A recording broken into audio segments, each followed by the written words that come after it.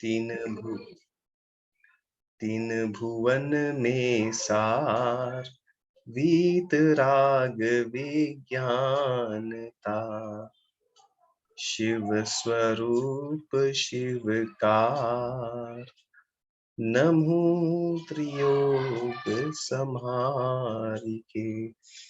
पुरजनवाणी माता की जय। ऑलराइट, तो अपना कहाँ तक हो गया था? थर्ड स्टेंजा हो गया था, है ना? लास्ट टाइम हमने कहा था सम्यक दर्शन और सम्यक ज्ञान दोनों होते हैं साथ साथ, राइट? हाँ, ये हो गया था। और फिर हमने भेद किए थे। हाँ, ज्ञान के प्रकार, वो पांचों ज्ञान पढ़ लिए थे। आई थिंक हम चौथा 4 हो गए थे शायद। 4 हो गए थे या सारी हो गए थे? नहीं, मतलब मैं काव्य की बात कर रही हूँ भैया, स्टैंजा। अच्छा, ओके। ज्ञान तो सारे ही हो गए थे। तो मैं क्विकली रिव्यू कर देता हूँ उसे। जी। हमने कहा था सम्यक दर्शन जो है वो सम्यक ज्ञान में कारण बनता है ना? एक तो हमने ये पॉइंट ये बताया था। फिर हमने कहा था सम्यक ज्ञान के 5 भेद होते हैं। मति ज्ञान, शुद्ध ज्ञान, है ना, अवधि ज्ञान, और कौन सा होता है अंकिता जी? मना पर्याय और केवल ज्ञान। हाँ, अच्छा। अब इनके लक्षण बताना, किस किस के याद है आपको? मति ज्ञान किसे कहते हैं? कोई और बताएंगे या मैं ही बताऊं? आप ही बताओ। मति ज्ञान जो इंद्रियों जन्य जो ज्ञान है वो मति ज्ञान है। 5 इंद्रिय और मन से, 5 इंद्रियों और मन से होने वाले ज्ञान को मति ज्ञान कहते हैं। हाँ, और शुद्ध ज्ञान जो हमारे हम इंद्रियों से ज्ञान जो अब हमारे मन में हमें याद हो जाता है, वो शुद्ध ज्ञान। नहीं, जो मति ज्ञान से जाने हुए पदार्थ के बारे में जो विशेष चिंतन होता है वो शुद्ध ज्ञान कहलाता है। ओके, विशेष चिंतन वाला। हाँ, जो मति ज्ञान से जाने हुए पदार्थ के बारे में विशेष चिंतन होता है वो शुद्ध ज्ञान कहलाता है। अच्छा, अवधि ज्ञान जो रूपी पदार्थों को समय काल देश की सीमा से जानता है। द्रव्य क्षेत्र काल भाव की मर्यादा से जानता है। द्रव्य काल भाव की मर्यादा से। हाँ, द्रव्य क्षेत्र काल भाव। और मन पर्याय ज्ञान मन के चिंतित भावों को भी जानता है। दूसरे के मन में स्थित रूपी पदार्थ को जानता है। दूसरे के मन में स्थित रूपी पदार्थों को जानता है। हाँ, दूसरा व्यक्ति चिंतन कर रहा है किसी, मान लो किसी भी चीज का, है ना, जो रूपी है। मान लो उसने खाए थे छोले भटूरे, तो उसके टेस्ट के बारे में चिंतन कर रहा है, तो आप वो जान जाओगे कि हाँ, ये उसका चिंतन कर रहा है, ये रूपी चीज है, पुद्गल है ना? तो दूसरे के मन में स्थित पदार्थ को जानता है। और केवल ज्ञान तीनों कालों के समस्त ज्ञान को एक साथ एक समय में देखते हैं, वो बिना द्रव्य क्षेत्र काल की बाधा के बिना। हाँ, ओके, ऑलराइट। अब अपना कहाँ तक हो गया था अपूर्वा जी? तीसरा हो गया था, राइट? और चौथा होना था या हो चुका था? हो गया था। हाँ, चौथा हो गया था। ओके, अब 5वां करना है। तो 5वें में क्या बता रहे हैं? कोटि जन्म तप तपे ज्ञान बिन कर्म झरेजे, ज्ञानी के छिन माहि गुप्ति ते सहज टरेजे, मुनिवृद्धार अनंत वाग विवेक उपजायो, पैंज आत्म ज्ञान बिना सुख लेश न पायो। कि सम्यक ज्ञान बिना करोड़ों जन्म भी तप तपने से जितने कर्म झड़ते हैं, उतने कर्म सम्यक ज्ञानी के मनोगुप्ति, वचन गुप्ति, काय गुप्ति, इन 3 गुप्तियों के बल से क्षण मात्र में सहज ही टल जाते हैं। क्या कह रहे हैं यहाँ पर? तो यहाँ पर कह रहे हैं कि कोई जीव अगर उसे सम्यक ज्ञान नहीं है, 7 तत्वों का उसे ज्ञान नहीं है, ठीक है, और वो जीव खूब जो है तपस्या कर रहा है, करोड़ों तप तपस्या कर रहा है, फिर भी उसे जो है कर्म जो है उसके जितने झड़ेंगे उतने जो सम्यक ज्ञान से तत्व ज्ञान प्राप्त हो गया है, वो उसने मन गुप्ती, वचन गुप्ती, काय गुप्ती, मतलब मन को गुप्त कर लिया, वचन को गुप्त कर लिया, काय को गुप्त कर लिया। इन 3 गुप्तियों के बल से क्षण मात्र में ही टल जाते हैं। मतलब बिना ज्ञान के आप करोगे तो इतना लंबे टाइम में जो काम होगा वो ज्ञान के साथ में क्षण मात्र में ही काम हो जाएगा। और एक बात और है कि सम्यक ज्ञान के बिना अगर कोई जीव तपस्या करता रहे, कितनी भी करता रहे, उसे मुक्ति की प्राप्ति नहीं हो सकती। मुक्ति की प्राप्ति होगी तो सम्यक ज्ञान के साथ में ही होगी। ठीक है, ये क्यों, ये आगे थोड़ा सा और बढ़ा रहे हैं। हाँ पूर्वा जी। भैया गुप्ती मतलब क्या होता है? हाँ, बड़ा अच्छा प्रश्न है। गुप्ती क्या होता है? गुप्ती के 2 अर्थ हैं, एक तो व्यवहार गुप्ती और एक निश्चय गुप्ती। व्यवहार और निश्चय। तो व्यवहार गुप्ती में तो क्या करते हैं अपन, अंकिता जी आप भी इसको ध्यान दीजिएगा क्योंकि ये हो सकता है कि अपने स्टोरीज में भी आए। तो व्यवहार गुप्ती में क्या होता है कि जीव अशुभ से शुभ में जाता है। मतलब मनोगुप्ती का मतलब है कि मन का चिंतन अशुभ ना होकर के अब शुभ रूप होए, वचन जो है अशुभ में प्रवृत्त ना होकर के शुभ में प्रवृत्त होए, और काय भी अशुभ में प्रवृत्त ना होकर के शुभ में प्रवृत्त होए, वो कहलाती है व्यवहार गुप्ती। और निश्चय गुप्ती क्या है? जहां आपने मन को ही बंद कर दिया, वचन को ही बंद कर दिया और काय को ही बंद कर दिया और अपनी आत्मा में लीन हो गए, आत्म ध्यान में लीन हो गए, शुद्धोपयोग में लीन हो गए, वो निश्चय गुप्ती कहलाती है। ठीक है, व्यवहार का मतलब क्या है? आप तीनों के तीनों को अशुभ से शुभ में ले गए, ये व्यवहार गुप्ती। और निश्चय गुप्ती कि आप अब शुभ में भी नहीं रहे, आप जो है शुद्धोपयोग में अपनी आत्मा में लीन हो गए, आपने मन को ही खत्म कर दिया, वचन को भी, काय को भी, बस अपनी आत्मा में लीन हो गए, वो निश्चय गुप्ती। ठीक है, ठीक है पूर्वा जी। भैया हाँ। भैया मैं बट लाइक एक सिंपल डेफिनेशन क्या बोलेंगे गुप्ती की, कि सब तरह के सब सब तरफ से स्टॉप हो जाना, दैट नहीं वो नहीं नहीं गुप्ती नहीं होगी? नहीं नहीं नहीं, अपन सिंपल डेफिनेशन बना ही नहीं सकते, हमें इसके भेद करके ही बात करनी पड़ेगी। अगर आप सिंपल डेफिनेशन बनाओगे ना तो या तो आप व्यवहार वाली बोल दो या फिर निश्चय वाली बोल दो, ठीक है भैया। है ना। मगर आपको डेफिनेशन तो बनानी पड़ेगी कि हाँ भी 2 प्रकार की है ना। आप इन दोनों को छोड़ करके आप डेफिनेशन बनाने की कोशिश करोगे तो वो इन दोनों में से कोई एक होगी, या तो आप फिर बोलोगे अशुभ से शुभ में चले गए, वो गुप्ती, और या फिर आप सबको छोड़ करके शुद्ध उपयोग में लीन हो गए, वो गुप्ती, ऐसा बोलोगे, है ना। ठीक है भैया। मगर आपको व्यवहार निश्चय तो बात करनी पड़ेगी, व्यवहार निश्चय के बिना जो है इसका काम नहीं बन पाएगा। ठीक है, अब इन्होंने क्या बोला, अज्ञान में कर्म निर्जरा वास्तव में होती ही नहीं है, क्योंकि कर्म तो सभी जीवों के झड़ते हैं, उदय तो आता ही है। अज्ञानी के तपस्क्षण में कुछ और झड़ गए, किंतु अन्य नवीन कर्म बंधन तो ज्यों के त्यों हो जाते हैं। ठीक है, ये यहाँ पर क्या कहना चाह रहे हैं कि जो अज्ञानी जीव है, वो अज्ञानी जीव तपस्या करे तो बहिरंग तपस्या तो कर पाता है, बट अंतरंग की कषायों को पूरा समाप्त नहीं कर पाता। ठीक है, इसे वो कितनी भी तपस्या करता रहे, कर्म आते रहेंगे और झड़ते रहेंगे, पुराने निर्जित होते रहेंगे, नए नए आते रहेंगे। मगर जो ज्ञानी है, ज्ञानी को अपनी आत्मा के बारे में मालूम है, उसे अपने आत्म कल्याण के बारे में पता है, आत्मा के बारे में पता है, कर्मों के बारे में पता है, तो भेद विज्ञान करके अपने परिणामों को इतना शांत कर पाता है कि कर्म झड़ने तेजी से शुरू हो जाते हैं और बंधने बंद हो जाते हैं। इसलिए उस जीव के क्षण मात्र में इतने कर्म झड़ जाते हैं जितने कि अज्ञानी करोड़ों जन्म में तप करने के बाद में झड़ पाता है। ठीक है, इसके पीछे कारण क्या है? आत्मज्ञान। इसका मतलब क्या हुआ, जो अज्ञानी और ज्ञानी, यहाँ 2 इन्होंने लिए, एक तो हमने लिया अज्ञानी और एक लिया ज्ञानी। ठीक है, इन दोनों में अंतर क्या? अज्ञानी कौन और ज्ञानी कौन?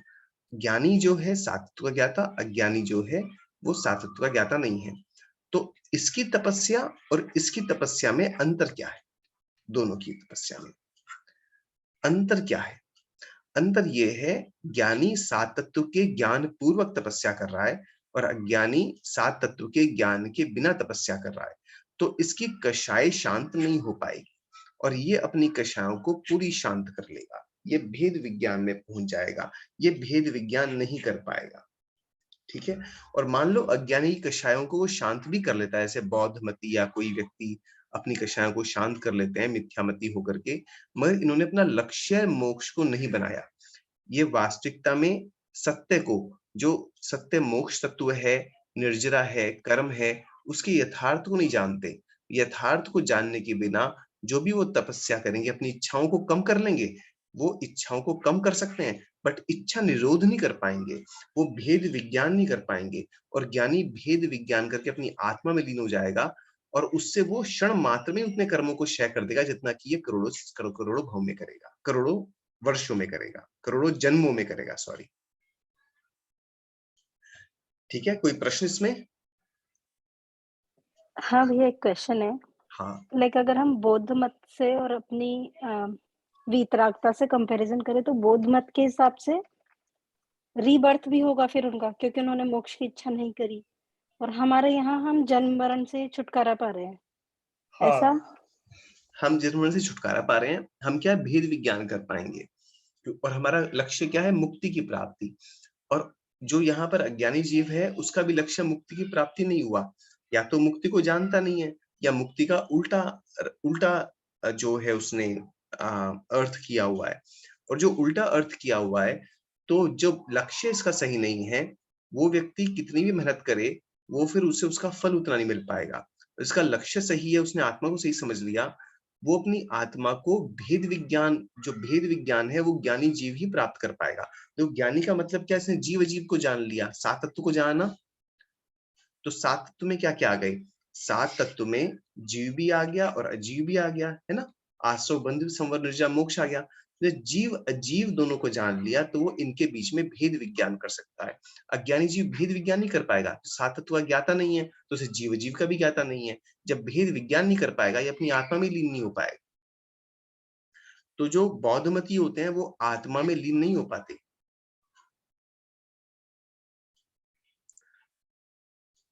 ठीक है।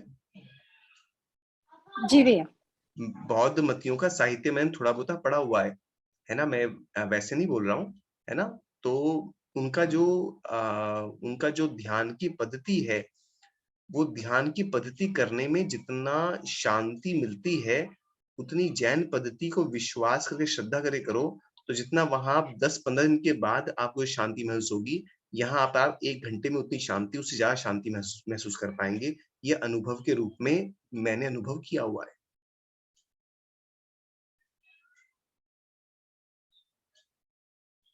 ठीक है, उसके पीछे कारण यही है सिंपल, कि इन्होंने जीव अजीव का जो जिस प्रकार से जैन दर्शन ने बताया है वर्ग भेद, वो भेद यहाँ बौद्ध दर्शन में नहीं किया गया।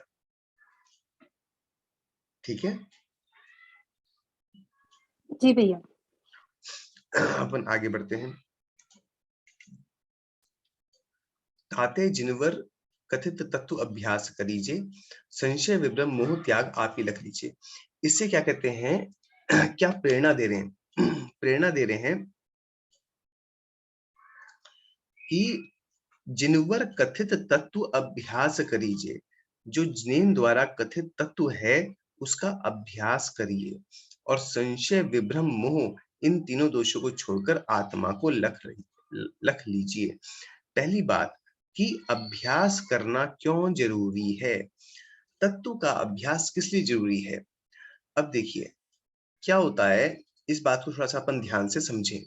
जैसे हमने 7 तत्व पढ़ लिए मोटे मोटे, जीव जीव आसव बंध निचरा मोक्ष। ठीक है, पढ़ लिए। पढ़ने के बाद में हमने ये भी समझ लिया कि भैया अजीव के साथ हमारा संबंध कैसा है? अनित्य है। अजीव जो है हमारे लिए कैसा है? अशरण रूप है। हमने अनेक प्रकार के अजीव तत्व के साथ संयोग अनंत काल से प्राप्त किया है और उनको छोड़ा भी है। ये सब चीजें हमने समझ ली, और जब हम चीजों को समझते हैं तो हमारे परिणाम भी विशुद्ध हो जाते हैं, और हमारा मन करता है भैया मुक्ति को प्राप्त करो, ये संसार तो किसी काम का नहीं है, हमें तो अपनी आत्मा कल्याण करना है। ठीक है, और हमें तत्व हमें याद भी हो गया, मगर 2 हफ्ते बीते, 2-4 हफ्ते हमने तत्व का अभ्यास नहीं किया, तो वो चीज रटी रटाई हमारी मेमोरी में तो रह जाती है, मगर जो परिणामों की विशुद्धि है, जो हमारी विषयों के प्रति विरक्ति है, जो हमारी संसार की मोह माया के प्रति विरक्ति है, वो खत्म हो जाती है। क्यों खत्म हो जाती है? क्योंकि जिस मोह को हमने थोड़ी सी सफाई करी थी अपनी तत्व ज्ञान के अभ्यास से, अब वापस से मोह की कीचड़, मोह का मल फिर से आत्मा को मलिन करना शुरू कर देता है। इसलिए बार बार हमें तत्व का अभ्यास करना चाहिए। बार बार हम इसको स्टडी करेंगे, बार बार स्वाध्याय करेंगे, चिंतन मनन करेंगे, तो उससे हमारी आत्मा की सफाई होती रहेगी और अच्छी अच्छी पवित्रता, अच्छे अच्छे अनुभव हमारे अंदर होंगे, अच्छे अच्छे प्रकार के चिंतन आएंगे और हमें उससे मोक्ष मार्ग आगे जाके प्रशस्त होगा।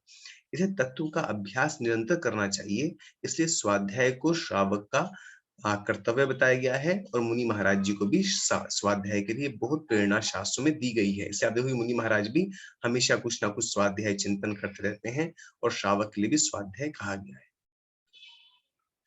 समझ में आया?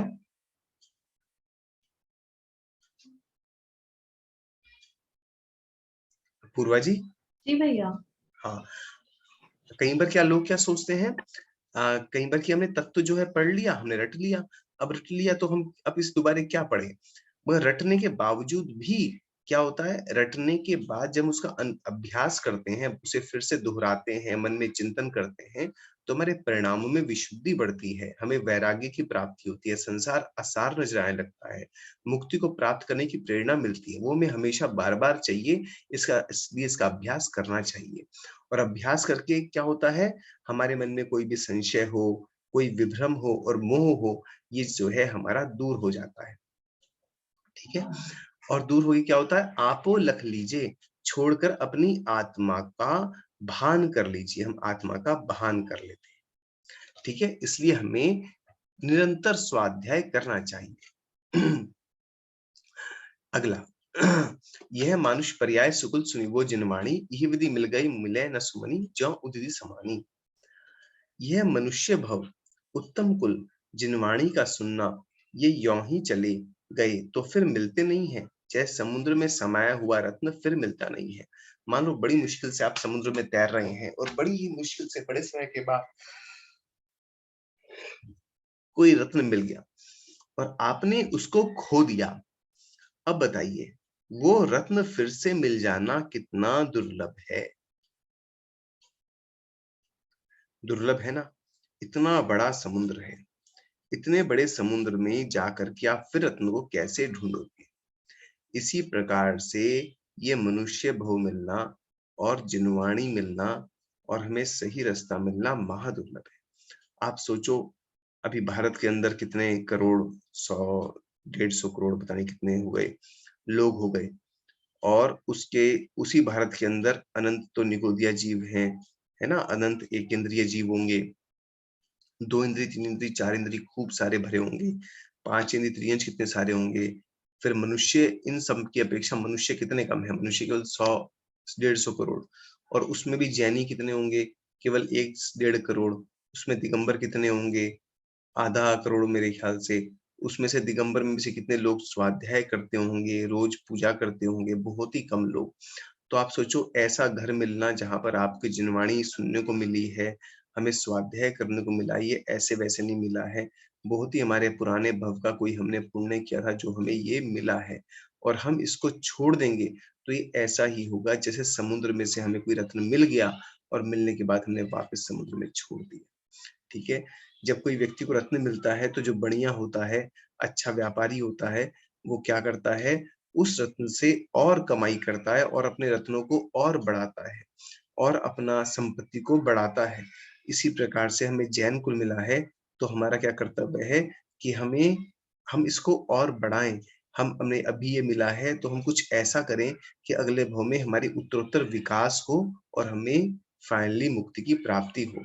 और अगर हम छोड़ देते हैं तो वो कैसा है, वो उसी मूर्ख की तरह है जो पाया हुआ रत्न समुद्र में फिर से फेंक दे। इसलिए हमें इसकी दुर्लभता के बारे में चिंतन करना चाहिए और बड़े भक्ति भाव पूर्वक स्वाध्याय, देव पूजा को करना चाहिए, अपने लक्ष्य को निर्धारित करना चाहिए, विषय कक्षाओं से विरक्त होना चाहिए और अपने जो मनुष्य जन्म में जैन धर्म में मिला है उसे साकार करना चाहिए। ठीक है? अब अगला सूत्र ये है, धन समाज गजबाज राज तो काज न आवे, ज्ञान आपको रूप भई फिर अचल रहावे। ये क्या बता रहे हैं कि जो धन है, जन समूह है, हाथी घोड़े राज्य, ये कोई काम नहीं आते। ये सबके सब क्या हैं? अनित्य हैं। जितने भी ये चीजें हैं, धन हो, जन समूह, हाथी है, घोड़ा है, राज्य है, सबके सब अनित्य हैं। ठीक है, और छूट जाते हैं। ज्ञान अपने आत्मा का स्वरूप, ज्ञान जो है अपने आत्मा का स्वरूप है, उसके होने पर ज्ञान फिर स्थिर रह जाता है। एक बार हमें समझ में आ गई बात, तो वो हमारा स्थिर रह जाता है। स्थिर का मतलब ये है, अगर हम स्थिर रखें, अगर हम ज्ञान होने के बाद भी छोड़ दें, है ना, तो वो भी छूट जाएगा, हम गलत जगह पर लग जाएं। बट एक बार ज्ञान प्राप्त हो गया तो वो ज्ञान हमारे साथ रह जाता है, अगले भव में भी जाता है। ये धन है, धन कितना? 50 साल का। हमारे मित्र लोग 50 साल के, बस हाथी घोड़े, आजकल की भाषा में कह लो कार इत्यादि जो भी है, व्हीकल वगैरह, ये कितने 50 साल के, राज्य वगैरह 50 साल के। पर ज्ञान जो है हमारे अगले भव में भी जाएगा और हमारा कल्याण करेगा। इसलिए पंडित दौलत राम जी कह रहे हैं कि ज्ञान का अर्जन करो। और अपने पुराने आचार्य ने भी, आचार्य कुंद ने भी प्रवचन सार जी में कहा है कि शास्त्रों का अध्ययन करो, है ना। और स्वाध्याय को श्रावक का नियमित एक आवश्यक बताया गया है, और मुनियों के लिए भी स्वाध्याय करने के लिए खूब प्रेरणा की गई है। मुनियों के लिए कहा गया है जो ज्ञान ध्यान तप में लीन रहते हैं, ऐसे, है ना। अब आगे, तासु ज्ञान को कारण स्वपर विवेक बखानो, कोटि उपाय बनाए भव्यता को उर आनो। वो ज्ञान का कारण क्या है? स्व पर विवेक बखाने, सॉरी नीचे अर्थ, उस ज्ञान का कारण स्व पर भेद विज्ञान बताया है। सो हे भव्य जीवो, करोड़ों उपाय बनाकर भी उस ज्ञान को हृदय में लाओ। तात्पर्य, जिस आत्मज्ञान से समस्त संसार संकट टलते हैं, उस ज्ञान के अनुभव का उपाय है निज और पर में भेद विज्ञान करना, कि ये ज्ञान मात्र तो मैं हूं और शेष पर भाव और पर पदार्थ सब पर हैं। सो हे सत्य सुख चाहने वाले जीवो, अनेक प्रयत्न करके इस आत्मज्ञान को प्राप्त करो। भेद विज्ञान किसे कहते हैं? आप लोग बताइए, आप लोग जानते हैं भेद विज्ञान शब्द सुना होगा आपने कभी?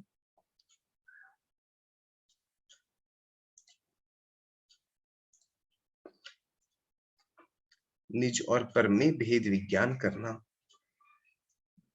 क्या मतलब होता है भेद विज्ञान का?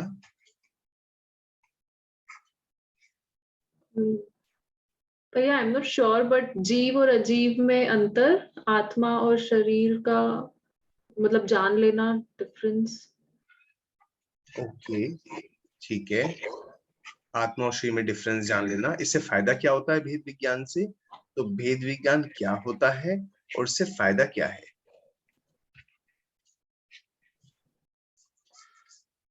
अंकिता जी। भैया, आत्मा और शरीर में भेद जान करके हम सातों तत्वों पे श्रद्धा करके हमारी कर्म पे श्रद्धा बनती है, और अस्थाई संबंधों पे और हमारे भाव स्ट्रांग होते हैं कि ये सब अस्थाई है, यहाँ सब कुछ यही रहने वाला है, और एकमात्र हमारे आत्मा के साथ जो कर्म है वो ही हमें सुख और दुख देने वाले हैं। ओके, और कोई? उषा जी। मैं वेद विज्ञान का अभी तक समझ नहीं पाई हूँ। अच्छा, और कौन है ग्रुप पे? महिमा जी।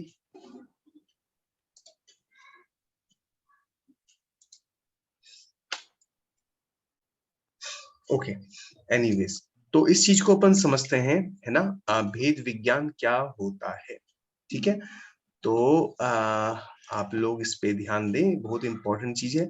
अच्छा, भेद विज्ञान आप लोगों ने सुना नहीं कभी कि भेद विज्ञान के बिना मोक्ष नहीं होता, मोक्ष भेद विज्ञान के द्वारा ही होता है, ऐसा कुछ सुना है आप लोगों ने? अपूर्वा जी, सुना अंकिता है जी? भैया। ठीक है, ठीक है। अब देखो, सुना भैया। हाँ, पहले मैं इसकी थोड़ा महिमा मंडन करता हूँ, ये होता क्या है। जितने भी तीर्थंकर भगवान मुक्ति को प्राप्त हुए हैं, सबके सब भेद विज्ञान के द्वारा ही प्राप्त हुए हैं। जितने भी केवली भगवान, चाहे वो अंजन चोर हो, चाहे युधिष्ठिर भीम अर्जुन हो, चाहे राजा दशरथ हो, चाहे लव कुश हो, चाहे रामचंद्र जी हो, चाहे और कोई भी हो, प्रद्युम्न कुमार हो, या उपसर्ग विजेता सुकुमार मुनि हो, सुकौशल मुनि हो, है ना, बाहुबली भगवान हो, ये सब भेद विज्ञान के द्वारा ही मुक्ति को प्राप्त करते हैं। ठीक है। अब ये भेद विज्ञान के द्वारा मुक्ति कैसे प्राप्त होती है, इसके बारे में आप लोगों को काफी चिंतन करना चाहिए, ताकि ये हमारे हृदय में बसे, क्योंकि भेद विज्ञान जो है मुक्ति को प्राप्त करने का उपाय है। हमने पहले कहा था ना कि हमारा लक्ष्य क्या होना चाहिए, मुक्ति लक्ष्य होना चाहिए। अब मुक्ति लक्ष्य है तो मुक्ति के लक्ष्य का उपाय क्या है, वो उपाय है भेद विज्ञान। क्या भेद विज्ञान से फायदा क्या होता है, आप मोटा मोटा देखिए, मुक्ति क्या है, मुक्ति है आत्मा की प्योर अवस्था। ठीक है, ये आपकी मुक्ति है, आत्मा की प्योर अवस्था। और आपकी जो हमारी वर्तमान अवस्था है, वो वर्तमान अवस्था क्या है, ये कर्मों से रची पची आत्मा, ये संसारी आत्मा। ठीक है, अब आप बताइए यहां से यहां तक कैसे जाएं, संसारी से मुक्त कैसे हों, सोचिए इसके बारे में। तो हम देखेंगे दोनों में अंतर क्या दिखाई दे रहा है। दोनों में एक ही अंतर हमें दिखाई दे रहा है कि यहाँ पर तो कई सारे कर्म हैं और ये जो है कर्म रहित है। ठीक है, अगर हम इन कर्मों को हटा दें तो हम मुक्ति को प्राप्त कर सकते हैं। तो कर्मों को हटाने का उपाय कैसे है, तो पता पड़ता है कि कर्मों को कैसे हटाया जाए। यहाँ दो प्रक्रिया आत्मा के साथ हो सकती हैं, एक तो राग अवस्था और एक राग रहित अवस्था। राग रहित, राग क्या करता है, राग जो है कर्मों को बंद कराता है, कर्मों का आश्रव कराता है। और राग रहित अवस्था क्या करती है, कर्मों को झड़ाता है, झड़ाता है, कर्मों को या सफाई करता है। इतना हमें समझ में आ गया तो हमें भेद विज्ञान भी समझ में आ जाएगा। इसको हमें आत्मसात करना पड़ेगा। जितना जितना हमारा राग है वो हमारी आत्मा को अपवित्र कर रहा है, और जितनी जितनी हमारी राग रहित अवस्था है वो हमारे कर्मों को झाड़ने में, आत्मा को सफाई करने में मदद कर रही है। ठीक है, इतना समझ में आया क्या अपूर्वा जी? जी भैया। ठीक है, अब आप ये बताइए हम राग रहित कैसे होंगे। ठीक है, तो अब अपन नेक्स्ट स्टेप पे चलते हैं। ये हम हैं संसाई जी, तो लाल रंग कर देता हूं, कर्म बचे हुए। ठीक है, अब इसमें आप ये देखिए हमारा राग कहां कहां से है। तो हमारा राग परिवार से है, धन से है, शरीर से है, ठीक है, और घर से है, और परिवार से है, समाज से है ना, हमें लोग क्या कहते हैं, अच्छा बोलते हैं, बुरा बोलते हैं, उन चीजों से है, इन सब चीजों के प्रति राग है। ठीक है, तो पहले लेवल पर, इसके भी दो लेवल हैं, अभी फर्स्ट लेवल पे भेद विज्ञान बताता हूं। पहले लेवल पर हम जब तक इनको अपना मानेंगे, ठीक है, इन सब चीजों को क्या मानेंगे, अपना मानेंगे कि ये मेरे हैं, ठीक है, मैं इनका करता हूं, मैं इनका भोगता हूं। बड़े ध्यान से अपन इस बात को समझें कि जब तक हम इनको अपना मानेंगे, मैं इनका करता हूं, मैं इनका भोगता हूं, ठीक है, या मैं इनका स्वामी हूं, या ये मेरे स्वामी हैं, ये मेरे स्वामी हैं, इनके बीच में मेरा किसी भी प्रकार का संबंध होगा, ये सारे के सारे संबंध क्या करेंगे, राग को लेके आएंगे। राग का मतलब, जब मैं राग शब्द बोलूं तो इसमें द्वेष भी अंतर्निहित हो गया है ना, राग भी और द्वेष भी। जब तक मैं इनका अपने से कोई भी कनेक्शन रखता हूं, मेरे को इनके प्रति राग होगा ही होगा। इस बात को आप गांठ बांध लीजिए, ये बात बड़ी ही मुख्य है। जब तक मेरा किसी भी वस्तु व्यक्ति के साथ में किसी प्रकार का भी कोई संबंध है कि ये मेरा मित्र है, ये मेरा ये है, मेरा वो है, ये मेरा जेठ है, ये मेरा देवर है, ये मेरा पति है, ये मेरा बच्चा है, ये मेरा माँ है, ये मेरा जो भी है, ये मेरा भला करने वाला है, ये मेरे को सुख देने वाला है, ये मेरे को दुख देने वाला है, ये व्यक्ति बड़ा अच्छा है, ये व्यक्ति बुरा है, कैसा भी संबंध होगा तो मेरे अंदर उस व्यक्ति के प्रति राग या द्वेष उत्पन्न होगा ही होगा। ठीक है, इतना समझ में आया अपने को? अंकिता जी, भैया। हाँ, तो हमें क्या करना होगा, हमें इनसे संबंध को तोड़ना होगा, ये सारे संबंध को मेरे को काटना होगा। जब मैं ये संबंध सारे तोड़ दूंगा तो ही मैं राग को खत्म कर सकता हूं। अब मेरे संबंध कैसे तोड़ूं?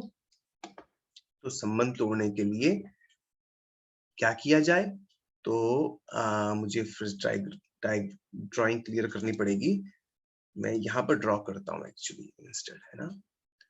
हाँ, अब संबंध तोड़ने के लिए मुझे क्या करना पड़ेगा? मुझे ये समझना पड़ेगा कि ये मैं हूं अकेला, पवित्र, और ये कोई भी वस्तु, ये घर, परिवार, शरीर, इनसे मेरा कोई भी संबंध नहीं। ना ये मेरे हैं, ना मैं इनका हूं, ना मैं इनका कुछ करने वाला हूं, ना मैं इनका भोगता हूं, ना इन्होंने कोई मेरा कुछ किया है। ये सब के सब अनित्य हैं, ये सब के सब अक्षरण हैं, ये सब ना मेरे को सुख देने वाले हैं ना दुख देने वाले हैं, और ये सब संसार रूप हैं। अनादि काल से अनंत बार अनंत प्रकार के घरों को मैं ले चुका हूँ, अनंत प्रकार के परिवारों को ले चुका हूँ, अनंत प्रकार के शरीरों को मैं ले चुका हूँ। इनसे मेरा किसी प्रकार का कोई संबंध नहीं, ना ये मेरे को सुख देते हैं ना ये मेरे को दुख देते हैं। सब कुछ मेरे कर्मों के द्वारा ही होता है। मैं ही अपने को सुख देता हूँ, मैं ही अपने को दुख देता हूँ, मैं ही अपने को संसार में रुला रहा हूँ, और मैं ही अपने को मोक्ष लेके जाऊंगा। जब मैं इन सब चीजों से अपने को पूरा डिस्कनेक्ट कर देता हूँ तो मेरा इन सब चीजों से कोई भी ना राग रहता है ना द्वेष रहता है, और मेरे को अपूर्व शांति की प्राप्ति होती है। इसी को ही अपन भेद विज्ञान कहते हैं। और ये शांति ही, ये जो वीतरागता है, वो ही मेरे को कर्मों को झड़ाने में मेरे को कारगर बनती है। ठीक है, ये स्पष्ट हुआ, समझ में आया?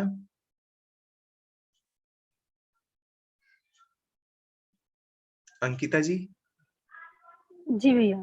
रेडी हो करने को भेद विज्ञान?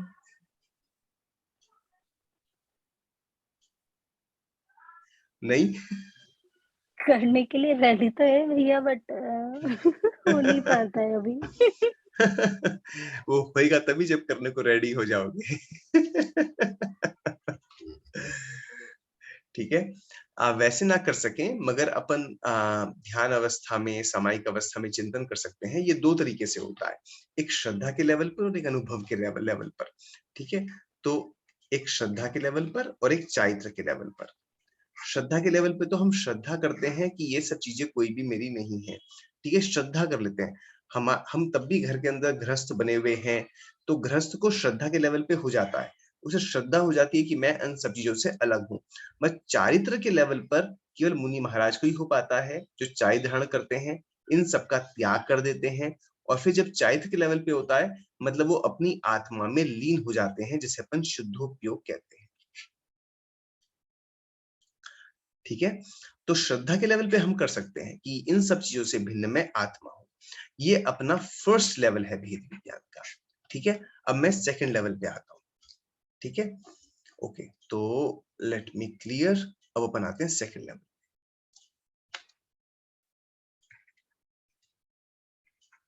पहले लेवल का भेद विज्ञान हमने कैसा किया? आत्मा और आत्मा के अलावा अन्य चीजों में। अब अपन आत्मा के अंदर भी भेद करने वाले हैं। क्या करने वाले हैं? आत्मा के अंदर भी भेद करने वाले हैं। अब हमने अपनी आत्मा को देखा, ये अपनी आत्मा, आत्मा के अंदर बहुत कुछ है।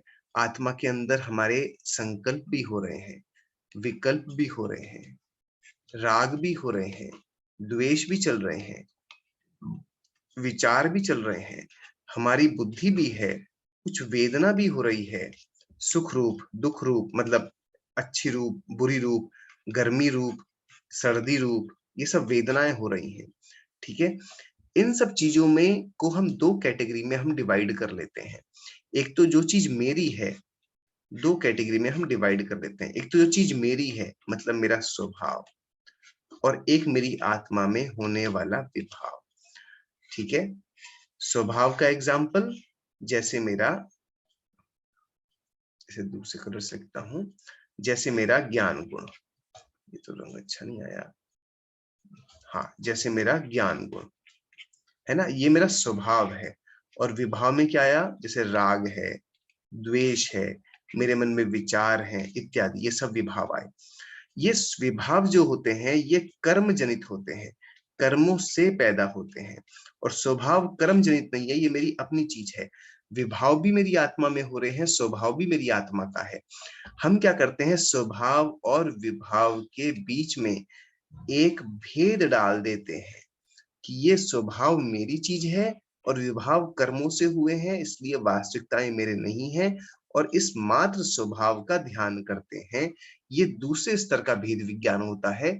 ये असली भेद विज्ञान है, जिस भेद विज्ञान के बाद वास्तविकता में अपनी आत्मा में लीन हो सकते हैं।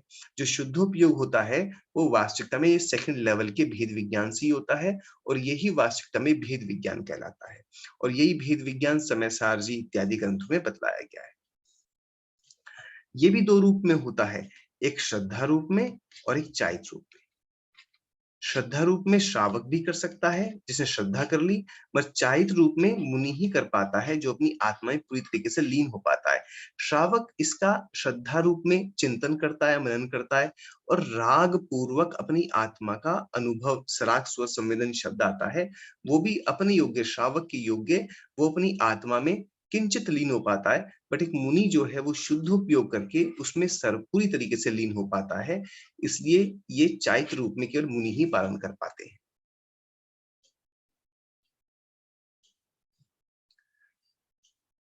ठीक है, समझ में आया ये?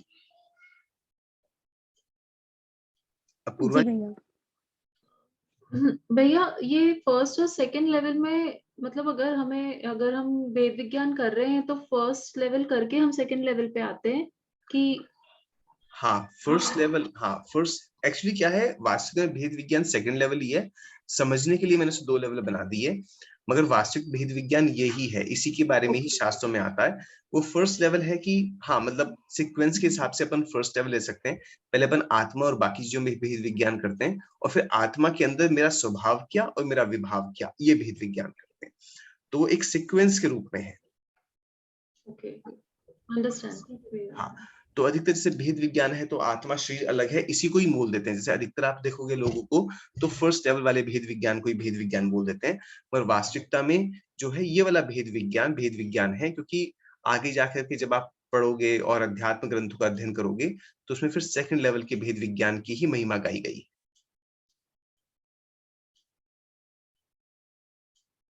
ठीक है भैया हम गृहस्थों के लिए हम श्रद्धा वाला ले सकते हैं ना, क्योंकि हम तो हाँ चारित्र धारण करेंगे तो वो वीतरागता का कारण भी बनेगा। हाँ, तो हम श्रावकों को श्रद्धा वाला करना चाहिए, और श्रद्धा मतलब इस पे श्रद्धा पूरी होनी चाहिए, और श्रद्धा के बाद में मात्र श्रद्धा से काम नहीं चलेगा। यहाँ पर श्रावकों के लिए भी शास्त्रों में जो वर्ड यूज किया है वो यूज किया है, श्रावकों को सराग स्व संवेदन होता है। ये पंचास्ती काय ग्रंथ की आचार्य जयसिंह जी की टीका में उन्होंने इस शब्दों का प्रयोग किया है। तो ये सराग स्व संवेदन मतलब वो अपनी आत्मा का अनुभव तो करता है, मगर वो वीतराग अनुभव नहीं हो पाता। वीतराग स्व संवेदन मुनियों को होता है। तो वीतराग स्व संवेदन जिसे अपन शुद्धोपयोग कह लें, ये मुनि महाराज कर पाते हैं। और श्रावकों को राग रहित नहीं हो पाता, वीतराग नहीं हो पाता, उन्हें राग खत्म नहीं हो पाता, बट वो आत्मा का स्व संवेदन कर लेते हैं। ये श्रावक भी कर सकते हैं। इसके बारे में थोड़े मतभेद भी हैं समाज में। मतभेद क्या मतलब, कुछ संघों में मानते हैं कि नहीं, आत्मा का अनुभव श्रावक को नहीं हो पाता बिल्कुल भी, और कुछ मानते हैं कि हाँ उनको हो जाता है। ठीक है, तो शास्त्रों में शब्द सराग स्व संवेदन है, तो उसका अर्थ अलग अलग तरीके से अलग अलग लोग कर देते हैं।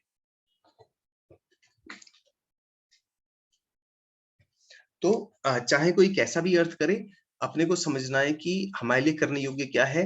अपन श्रद्धा से इसको स्वीकार करें, और अपन चिंतन रूप से अपने को सबसे अलग थलग कर लें। ठीक है, और आप ऐसा पाएंगे जब आप ये करेंगे प्रक्रिया, ये प्रक्रिया के बाद असीम शांति का अनुभव होता है। ऐसी शांति जो और कहीं पर नहीं प्राप्त होती, क्योंकि कषाय जो है एकदम कम होनी शुरू हो जाती है, और मुनि अवस्था में वो कषायों को खत्म कर देते हैं, शुद्धोपयोग में लीन हो जाते हैं उस समय पर।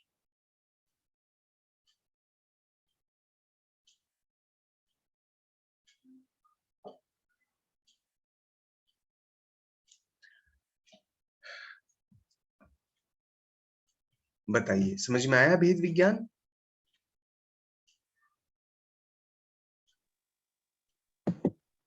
जी भैया।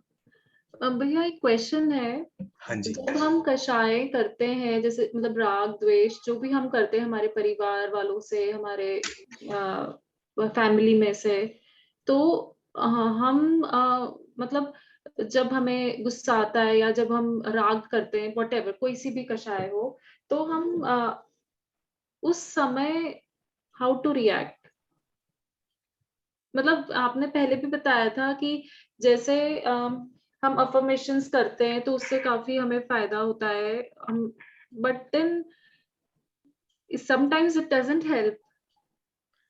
नहीं, वो हेल्प करेंगे। एफर्मेशंस डेफिनेटली हेल्प करते हैं। हो सकता है कि आपको एफर्मेशंस चेंज करने पड़े। आप एफर्मेशंस जो करने चाहिए वो नहीं कर पा रहे हैं, जो जिस तरह की कषाय आपको हो रही है उसके लिए, है ना। और कई बार क्या होता है, हमारे पुराने संस्कार भी गहरे होते हैं, तो अगर एफर्मेशंस बिल्कुल भी हेल्प नहीं कर रही हैं, तो इसका मतलब एफर्मेशंस को चेंज करना चाहिए, दूसरे एफर्मेशंस आने चाहिए। मगर अगर वो हेल्प कर रही है और आप मान लो सही भी एफर्मेशंस कर रही हैं और फायदा नहीं हो रहा है, तो ऐसा भी हो सकता है कि आपके पुराने संस्कार बहुत गहरे हैं और अभी टाइम लगेगा उसे जाने में।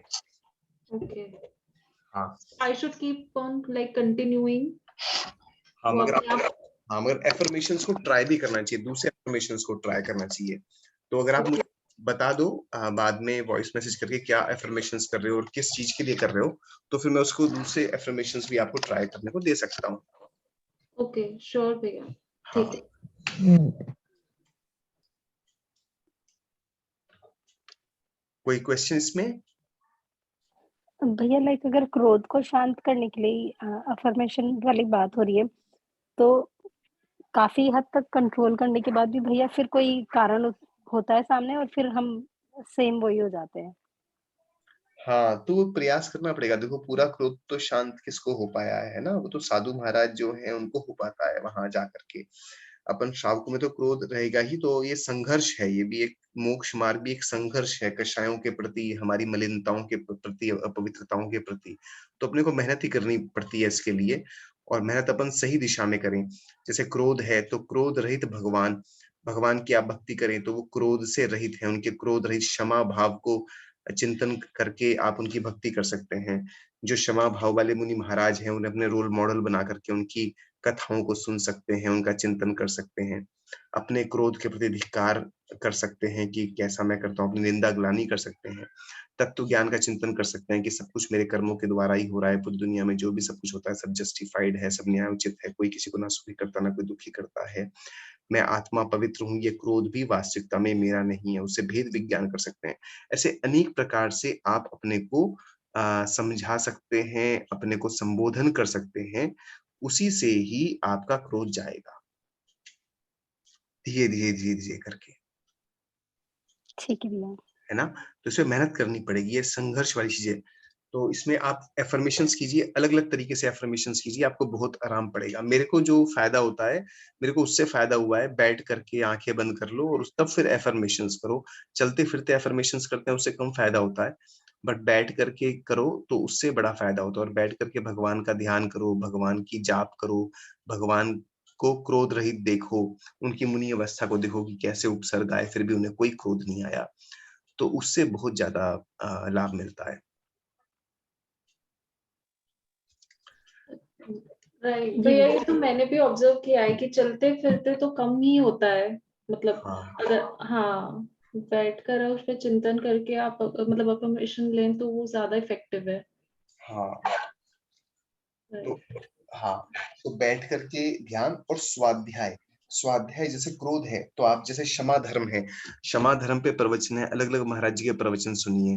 क्षमा सागर महाराज जी के, प्रमाण सागर जी के, प्रणम्य सागर महाराज जी, जिनके भी आपको अच्छे लगते हो उनके प्रवचन सुनिए, जो भी महाराज जी की आपको वाणी समझ में आती हो, तो उससे आपको बहुत उसमें फायदा मिलेगा। ऐसे अहंकार है, क्रोध अधिकतर अहंकार की वजह से भी होता है कि सामने वाला बोल रहा है और हमें लग रहा है अरे मैं तो ये हूँ, मेरे को ऐसा बोल दिया। तो मार्दव धर्म के ऊपर प्रवचन सुने, तो क्षमा और मार्दव इन दो के ऊपर आप प्रवचन सुनेंगे। स्पेशली आप क्षमा सागर महाराज जी हैं, उनकी गुरुवाणी नाम की पुस्तक है, उसमें क्षमा धर्म और मार्द धर्म के ऊपर प्रवचन उनके लिखे हुए हैं। तो मेरे को उससे बड़ा फायदा हुआ था। मैंने उसमें से कुछ पॉइंट्स नोट कर लिए थे और उनके ऊपर खूब चिंतन किया था, उससे बड़ा मेरे को फायदा हुआ था। तो ऐसा आप भी कर सकते हो। ठीक है, ओके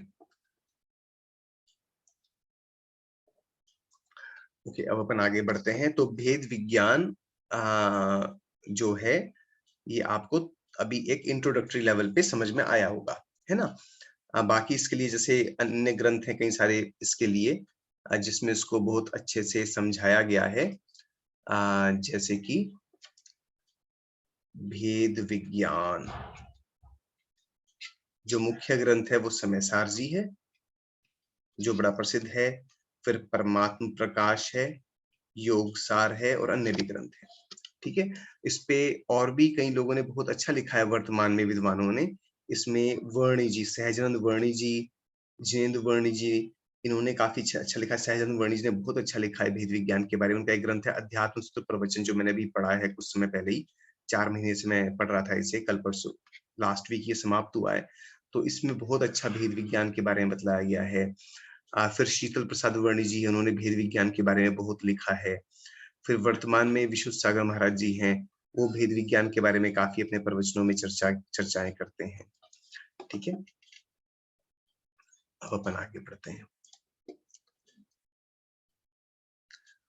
अब देखिए, ये बता रहे हैं कि जो पुरुष पहले मोक्ष गए हैं, जो इस समय जा रहे हैं और आगे जाएंगे, सो ये सारी महिमा मुनि महाराज जी ने ज्ञान की बताई है। स्वपर का भेद विज्ञान करके जो आत्मानुभव प्राप्त कर लिया जाता है, उस आत्मज्ञान की ही यह सब महिमा है। मतलब स्वपर का भेद विज्ञान किया और अपने आत्मा का अनुभव कर लिया, उसकी एक महिमा है कि इस ज्ञान के प्रताप से ही सारे ऋषिराज अपने आत्मा के अनुभव से ही मोक्ष हो गए हैं। और आजकल भी अनेकों ऋषिराज योग्य क्षेत्र से जो मोक्ष जा रहे हैं, और भविष्य में अनेकों ऋषिराज मोक्ष जाएंगे। वो कैसे जाएंगे? आत्मज्ञान से ही। आत्मा का ज्ञान होगा। देखो, सात तत्व में भी क्या है? जीव और अजीव ही है ना। तो भेद विज्ञान यहाँ पर भी हो गया, जीव अलग और अजीव अलग, है ना। तो जो भेद विज्ञान के द्वारा ही, आत्मानुभव के द्वारा ही सारे जीव जो मोक्ष गए हैं, इसके द्वारा ही गए हैं, और आगे भी जाएंगे तो इसके द्वारा ही जाएंगे। विषय चाह दवदाह दवान, विषय चाह दवदाह जगत जन अरनि दझावे, तास उपाय न आन ज्ञान घन घान बुझावे। विषयों की चाह रूपी वन अग्नि की दाह संसारी जन रूपी वन को जला रही है। उसको शांत करने का उपाय अन्य कोई दूसरा नहीं है। सिर्फ ज्ञान रूपी मेघ का समूह ही उस चाह दवदाह को बुझा सकते हैं। सारे जीव किसमें लगे हैं? विषय कषायों में लगे हैं, विषय भोग में लगे हैं, और इसकी वजह से सब जल रहे हैं। विषयों की इच्छा करते हैं। विषयों की इच्छा करने के लिए क्या करते हैं? विषयों की प्राप्ति करते हैं। विषयों की प्राप्ति के लिए धन कमाते हैं। धन कमाने के लिए हिंसा करते हैं, और धन कमाने के लिए झूठ भी बोलते हैं। धन कमाने के लिए कभी चोरी भी कर लेते हैं। धन कमाने के लिए कितने पाप कर लेते हैं। ठीक है, और विषयों का जो लोभ होता है, अगर विषय सामग्री नहीं मिल पाती तो जो उसमें अड़चन डाल रहा है उस पर गुस्सा करते हैं। विषय प्राप्त कर लेते हैं तो अहंकार करते हैं। उन्हें विषयों की प्राप्ति हो गई तो वो छूट ना जाए इसलिए भय करते हैं। विषय अगर छूट जाए तो शोक करते हैं। अनेक प्रकार की कषाय विषयों के द्वारा जीव करता है। वो विषय जो अनित्य है, और इस इतने राग द्वेष और पाप की वजह से ये उसे कुगतियों में भ्रमण कराता है। और जो कुगतियों में भ्रमण कराता है, इतने दुख दिलाता है, उसी को कहा है कि संसारी जन रूपी ये जो दाह है, इसको दाह से उपमा दी है आग से। जैसे आग हमें जलाती है, हमें दुख देती है, उसी प्रकार से विषयों की चाह हमें अनादि काल से हमें इस संसार में दुख दिए जा रही है। ठीक है, अनादि काल से हम नरक में जाते हैं, त्रियंच बन जाते हैं। त्रियंच बन के मान लो किसी पक्षी के छोटे से बच्चे पैदा हो गए, और पैदा होकर घोंसले में हैं, गलती से जोर से हवा आई और वो घोंसले से गिर गए और नीचे पड़े पड़े ठंड में गर्मी में मर गए। भूख प्यास से वहीं पर ही दर्दनाक पूर्वक हमारा देहांत हो गया। ये सारी की सारी जो हमें दुख दुख जो हमें संसार के प्राप्त होते हैं, वो क्यों प्राप्त होते हैं? क्योंकि विषयों की चाह से जो हम पाप करते हैं, उसमें जो राग द्वेष करते हैं, उसे ऐसे-ऐसे पाप कर्मों को हम बाँध लेते हैं। उसका उपाय क्या है? उसका उपाय है ज्ञान रूपी मेघ। जो ज्ञान रूपी मेघ है, जैसे मेघ होते हैं बादल, वो दाह को, अग्नि को समाप्त कर देते हैं। ऐसे ज्ञान रूपी मेघ जो हैं, वो हमारे इन संसार के दुखों को समाप्त करने में समर्थ हैं। ठीक है? सारे जीव विषयों के पीछे भाग रहे हैं। आप देखो चारों तरफ दृष्टि दौड़ा करके सारे जीव विषय कषाय, धन की इच्छा, प्रेस्टीज की इच्छा, इज्जत की इच्छा, फिर विषय, अनेक प्रकार के विषय। उन्हें जो है घर में अनेक प्रकार की वस्तुएँ चाहिए, अपने स्पर्शन इंद्री, रसना इंद्री, घ्राण इंद्री, चक्षु इंद्री, सबके अनेक विषय। कहीं पर घूम करके आएँ, तो आँखों को विषय मिल जाएगा, अच्छा म्यूज़िक सुने, कानों को विषय मिल जाएगा, खाने के लिए कहीं बाहर यहाँ खाना खाने जाएँ, वहाँ खाना खाना जाएँ, 10 प्रकार की रेसिपी ट्राई करें। फिर इन सब विषयों की पूर्ति के लिए खूब पैसा कमाएँ, पैसे के लिए खूब मेहनत करें। उसमें कितनी कषाय और कितने पाप जीव पूरे जिंदगी भर में करता है, और उसे इतने पाप कर्मों का ढेर बांध लेता है, जो ढेर वो इस भव में नहीं, अगले कितने भवों में उसे दुख की प्राप्ति कराता है। ठीक है? और ये दुख की प्राप्ति कैसे शांत हो सकती है? मात्र ज्ञान रूपी मेघ से, जो हमें बतलाए कि क्या सही और क्या गलत है। इसलिए ज्ञान को इतना इम्पोर्टेंट, इतना मुख्य मोक्ष मार्ग में कहा गया है। इसलिए हमें ज्ञान प्राप्त करना चाहिए और विषयों की कषायों से छूटना चाहिए। अब अगला, पुण्य पाप फल माहि अरख बिल को मत भाई, ये अपन आगे करेंगे, क्योंकि यहाँ पर अपना विषय थोड़ा सा बदल जाएगा। पर्याय बुद्धि की बात हमें करनी है, ये थोड़ा सा विषय हमारा डिफरेंट होएगा। ठीक है? तो अपन यहीं तक रखते हैं। हाँ, चलिए, मुझे इसमें कोई प्रश्न हो तो आप मेरे को बताइए।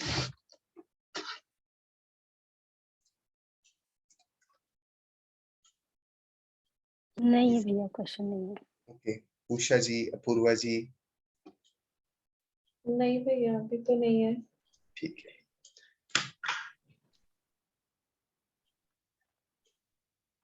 ठीक है, तो अपन निर्वाणी स्तुति करते हैं। जा वाणी के ज्ञान से सूझे लोकालोक, सो वाणी मस्तक नमो